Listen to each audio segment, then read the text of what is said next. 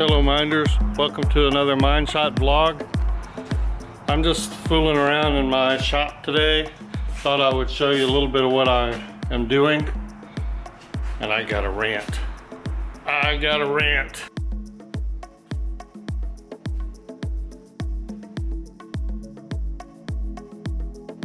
One of the things I've been fooling around with is making pens. Not ballpoint pens, but artist pens, you know, the dip pens. And I may even sell a few on Etsy. I've got my first prototype and I'm pretty pleased with it, but the possibilities are endless. I think I could do some pretty cool stuff. Check out this old lathe. My dad left me this lathe and it's about 50 years old, 40, 50 years old. And it's a big lathe. What I really need is a mini lathe, but I'm not gonna go buying another lathe just so I can experiment with turning pens. This does the job and I've already been experimenting. I've done some lathe work in the past. It's been a long time. And I'm just trying to get refamiliarized with the tools. This was the practice piece. There's I guess I call it a prototype for lack of a better term. Essentially I'm problem solving. Experimenting with shapes. This is really pleasing in the hand, although I'm right-handed. And I like this shape. I was experimenting with finish. This is a piece of walnut.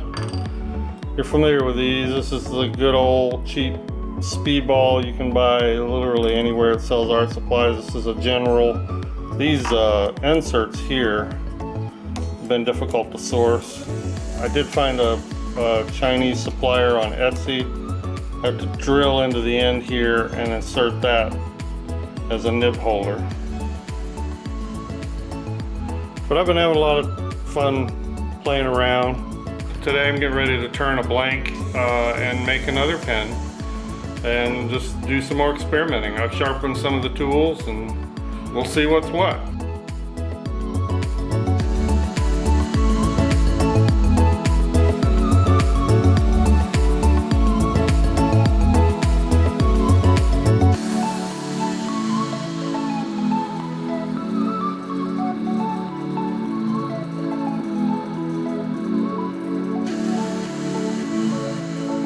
The main thing I want to talk about today is I got a beef, an axe to grind. I got a score to settle. I'm just a little perturbed. You know, I was bopping through YouTube the other day and I watch a lot of art videos myself and I ran across one. I won't name the name. I'm not here to embarrass people. I'm here to instruct you. I'm here to help you, inspire you. And that's why this was a big deal to me.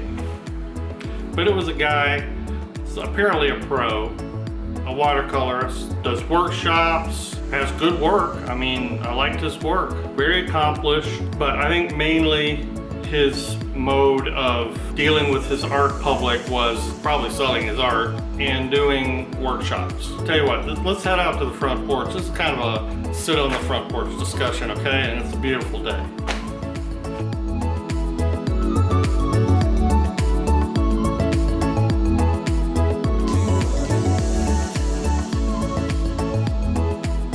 Well, so here's the deal. This gentleman, who I will not name, but unfortunately he's typical of a lot of watercolors, has a very loose style. Very loose, free, washy style. Great. I love it. But as he's painting, he starts telling his students that this is the way to paint. This is watercolor. This is what you should do.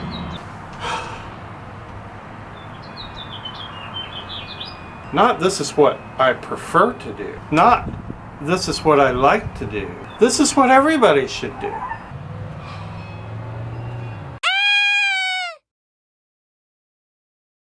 You'll have to forgive me. I'm a little emotional right now. But you know what? If it was just this guy's video and this guy only, I wouldn't even worry about it. But I see this kind of attitude, this sort of snobby approach from certain watercolorists out there. They feel like, oh yeah, you can paint this way, you can paint that way, you can paint super tight, photorealistic, You can put a lot of detail in your paintings, but you know what? You're not really what most people think of as a watercolorist, unless you're doing it this way. Yeah, I'm sorry.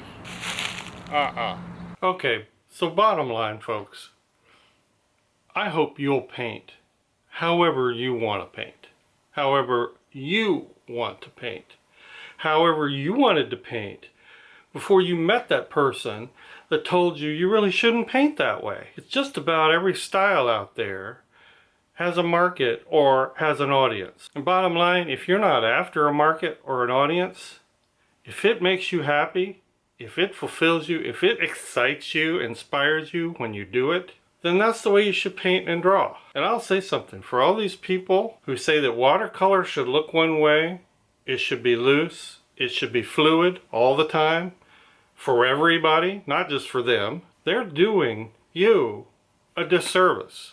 It's why I'm calling them out, even though I'm not naming them by name, okay? They're doing you a disservice. The person who's told that they should paint loose, and in their heart of hearts, they're thinking, I really don't want to. If they're thinking they want to, that's great. Then you should go after those instructors full bore. If you want to paint like Gene Haynes, love it, do it. If you want to paint like Anne Blockley, love it, do it. If you want to paint like ZL Feng, double love it, do it. But if you want to paint like Stephen Scott Young, lovely Stephen Scott Young, you should do it. If you want to paint like Susan Harris and Tustin, you should do it. If you want to paint like Mary White, you should do it. If you want to paint like Ray Hendershot,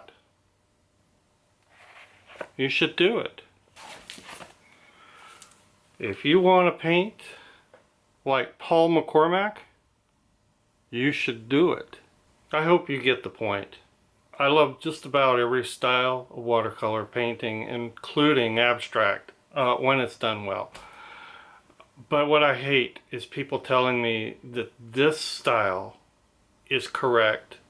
It's more correct. It's more dynamic. Oh yeah, that guy said loose watercolor painting is more dynamic and less boring. Well, maybe to him, and that's fine. But he was telling his students that this was so. It's not, folks. Not for everybody. You know, if you've seen my introduction or picked up on my background, you know that I've been a graphic designer and an illustrator for over 30 years. During that time, I've trained interns. You know, I watch as style develops. One intern in particular was a guy, extremely talented designer. And his style, and yeah, there are styles in graphic design. There are styles in illustration, and very different styles. His style was different than what I did, and we used to get into discussions about, is this correct? Is this proper?